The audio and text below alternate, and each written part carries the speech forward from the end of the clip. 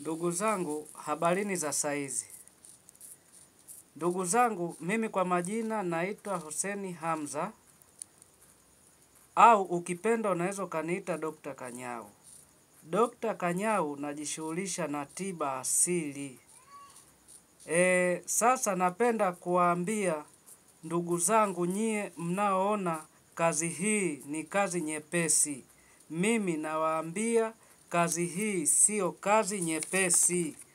Sio kama unaenda duka la dawa asili na kusema nipe kitabu, nipe mlipulipu. Ndugu yangu, hapo tatizo bado hujalitatua. Kinachotakiwa, unaenda labda kwa mtaalamu, anaangalia matatizo yako. Akishaona matatizo yako, basi kuna shikli ambazo ataziona zilizo kushika wewe au zilizo mshika huyo mwenza wako. Basi zile shikli ndio zinatakiwa zipigwe, na shikli hizo kuna nyingine utapiga kwenye nazi, kuna shikli nyingine utapiga kwenye chuma, utakichoma na kuzima. Kuna shikli nyingine unazichola kwenye IV za ndugu yangu.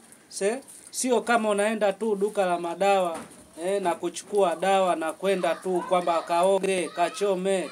Sio hivyo, kuna shikili zinazoashikeni, na ndio maana mkienda sehemu mafanikio madogo. Na pia unaweza ukawa unagombana na mumeo na mke wako, lakini ukawa haujui mnagombana kwa nini. Sasa ndugu yangu, kuna shikili mbaya. Shikili mbaya hiyo ni mbaya mno. Kwa hiyo ndugu yangu, unatakiwa ukifanya kazi hii basi uwe ni mtu mwenye kuangalia shikili inayomshika mgonjwa wako ambao waliokufuata. Na ukishaiona shikili hiyo, basi ndugu yangu, acha tamaa ya kusema labda hadi ipigwe siji kwenye nazi tu. Kuna shikili hizi zinaingiliana.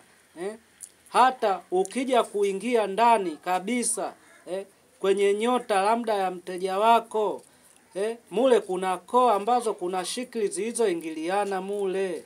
Kwa hiyo pia unatakiwa uzijue.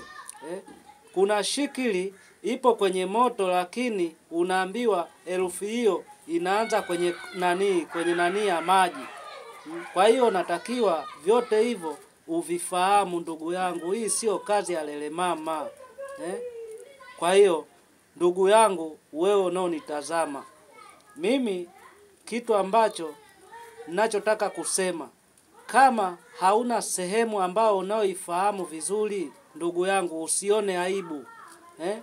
Uwe baba yangu, uwe babu yangu, uwe mama yangu, uwe bibi yangu, mtu ukitaka kumwangalizia, muangalizie na ujue kwamba shikili hii. Kama haujui, basi mimi mjukuu wako, au mimi kakaako, au mimi mjomba wako, au mimi mwanao, nakwambia karibu sana, ili tuje tuelekezane vizuri.